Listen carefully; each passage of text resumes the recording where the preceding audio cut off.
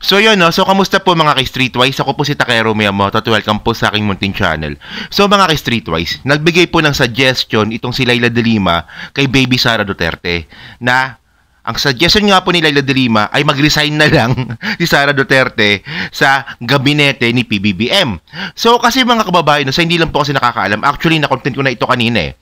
Nag-criticize po kasi si Sara Duterte doon nga po sa desisyon ni Presidente Bongbong Marcos na magkaroon po ng amnesty at saka sa posibleng peace talk sa mga NPA.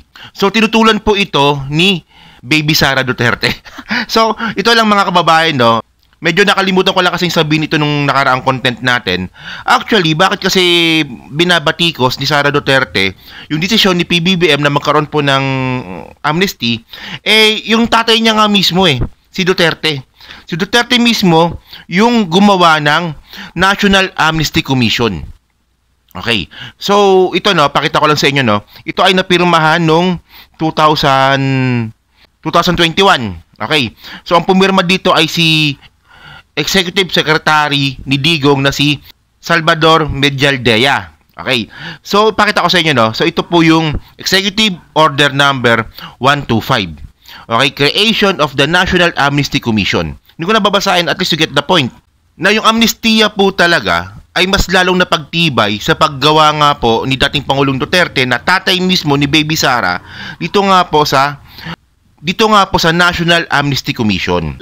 So kaya ko lang po kasi nadaanan yan mga ka-Streetwise. Ito po ay sampal sa mukha sa mga DDEBs, sa mga taga-suporta po ng mga Duterte. Kasi ngayon, ang sinasabi nila ngayon na bakit daw bibigyan ng amnesty ni PBBM itong mga rebelde nga daw, and then mas naniniwala daw sila kay Sara Duterte, katangahan nyo yan. In the first place, si Digong po ang gumawa ng National Amnesty Commission. So magiging double standard kayo sa pagiging DDS nyo yan. Diba? Okay, hinaanan ko lang po yan kasi nakalimutan ko kayo nang sabihin sa content ko, So ngayon mga kababayan, balikan po natin itong si Leila de Lima. So ang sabi niya ni Leila de Lima dito sa report po ng Politico, okay? De Lima tells Sara Duterte to resign from Marcos cabinet. She cannot eat cake and keep it too. Yan.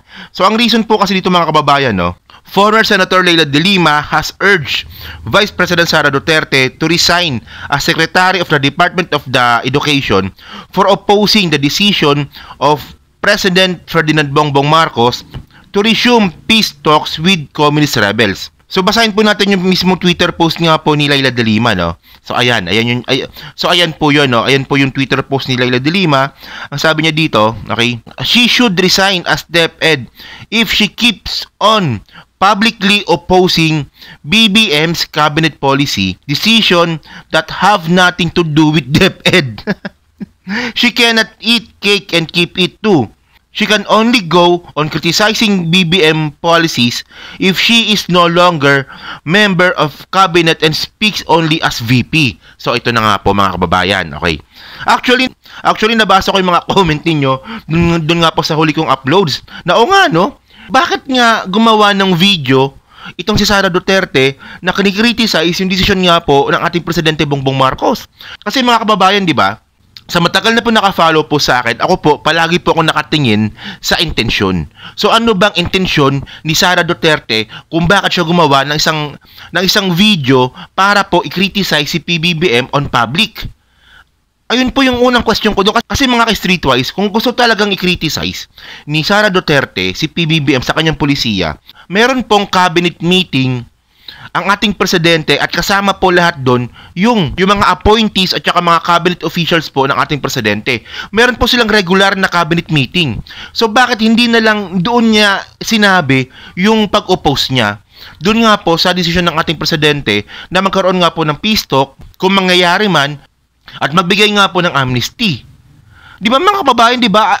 Doon po natin makikita na hindi talaga professional itong si Sara Duterte. Kaya nga spoiled brat Kaya nga Baby Sara tawag ko dyan kasi parang bata Well, ako naniniwala naman ako na meron naman chance na nagsalita si Sara Duterte dun nga sa cabinet meeting ni PBBM about nga sa issue na yan. At mukhang nakapag-decide na po talaga ang ating Presidente Bongbong Marcos na ituloy po yung amnesty at saka pag-usapan po yung napipintong peace talk. At malamang hindi siya pinakinggan, kaya nga natuloy So ngayon, ang ginawa nga ni Sara Duterte, nagsalita on public. So anong reason? Anong rason? At una sa lahat, syempre, itong trabaho po sa amnesty ay trabaho po ito nila Gibo Chidoro, nila Browner ng ating presidente. So anong pakialam ni Sara Duterte dito, di ba? Tsaka okay lang sana kung merong point si Sara Duterte dun sa mga sinasabi niya. Yun nga lang wala eh. Kabobohan pa rin eh. So ito lang no, para kumpleto lang po kasi yung video po na to. Alam kong napanood nyo na rin ito. Ito yung sinabi ni Sara Duterte. Mga 14 seconds lang naman ito eh. Ito, panoorin natin para protektahan ang ating mga komunidad. Nananawagan ang kanilang mga pamilya ng hustisya. Subalit, hindi ito makakamit kung bibigyan natin ang mga teroristang grupo ng amnestiya sa pamamagitan ng Proclamations 403 at 404. Sumusuporta ako sa mga hakbang para itaguyod ang kapayapaan sa bansa. Ayan mga kababayan, di ba? Sinabi nga ni Sara Duterte dito na hindi rin makakamit ng mga pamilya or ng mga Pilipino or yung mga nabiktima nga po ng mga sinasabing terorista po na to kung magkakaroon daw po ng amnesty. So ito, nabanggit ko ito kanina, no? Daanan lang po natin para lang po sa hindi lang po nakapanood ng video ko nung huli na hindi naman po kasi lahat ng mga gusto ng amnesty ay pagbibigyan. Hindi naman po ganun yun. Magkakaroon pa rin po ng assessment yan. At saka ito po yung mga kaso na pwede pong bigyan po ng amnesty. Hindi po lahat. So lahat po yan ay puro political crimes lang. Pero yung krimen na ginawa ng isang sinasabing rebelde nung panahon na yon na hindi nakalista dyan, ay pwede pa rin tong hanapan ng hustisya. For example nga yung humingi ng amnesty ay ng rape or nanunog, arson, yun, dahil sa wala nga po sa listahan, yung mga kaso na yan, dyan nga po, sa bibigyan nga po ng amnesty ni PBBM, so pwedeng hanapan ng hustisya yun. Pwedeng kasuhan. Yun nga lang po, tatanga-tanga talaga si Sara Duterte kasi mukhang statement niya mismo, hindi niya ata naintindihan. And then, ang napansin ko lang din kasi dito mga kababayan, bakit suot-suot pa talaga ni Sara Duterte yung t-shirt ng DepEd habang nagsasalita? Well, ito lang ang masasabi ko dito mga kababayan. Ako naniniwala talaga ako na ang pinaka-intention talaga ni Sara Duterte kung bakit siya gumawa ng ganyang klaseng video ay para publicly ipakita sa mga tao, especially sa mga follower niya mga DDS, na mas magaling siya sa desisyon regarding po sa issue na to dito nga po sa ating Presidente Bongbong Marcos. Kumukuha po siya ng simpatsya. Na ako naniniwala naman ako na ako ayoko kay Leila de Lima. Pero this time, sa sinabi niya na nga na to, na she can only go on criticizing BBM's policy if she is no longer member of cabinet and speaks only as VP. So parte pa rin kasi ng gabinete si Sara Duterte. So sobrang unethical talagang ginawa ni Sara Duterte. Sabi ko sa inyo, baby Sara yan eh. Isip bata yan eh. So yun lang po mga kababayan, no? Nagawan ko lang ng follow-up na content itong issue po na to kasi ngayon ko lang po nakita na nagsalita rin pala itong mga dilawan.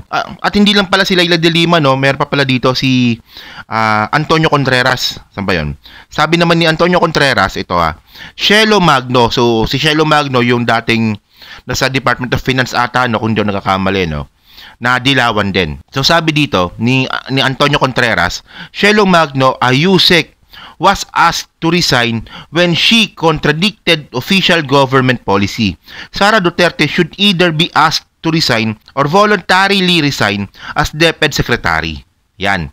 So nga naman, may point nga naman, no? So mga kababayan, ito na siguro yung indikasyon na talagang tama yung prediction nga po ng mga ibang political analyst na ang mga Duterte talaga ang magiging bagong mukha ng oposisyon. At itong mga dilawan na alam po natin na original na opposition ay magiging independent opposition na lang po sila. Siyempre, Diyos ko naman, alam naman po natin na ang mga dilawan po talaga ay hindi talaga nila gusto ang mga Marcos. Pero, mas lalong hindi nila gusto ang mga Duterte. So yun lang po mga kababayan, no? So kayo po, no? Ano po masabi nyo nga po dito sa content ngayon natin sa sinabi nga po ni Leila de Lima na mag-resign si Sara Duterte? Agree ba kayo dito? Meron bang point si Leila de Lima? O nang bubullshit lang si Leila de Lima? So paki-comment lang po sa baba at binabasa ko pong lahat yan. And then by the way nga pala mga kababayan, no? kung napapansin nga po ninyo na hindi ako masyadong nagla-livestream ngayon kasi medyo may problema pa ako sa kalusugan ko. Kaya dito lang muna ako sa kwarto ko, yung kwarto ko magulo, na dito muna ako nagpapahinga, siguro mga ilang araw pa siguro to.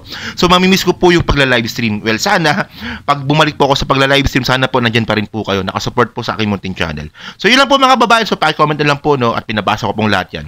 So hanggang sa muli po, maraming salamat po sa inyo lahat. Ako po si Takero Miyamoto. Bye-bye.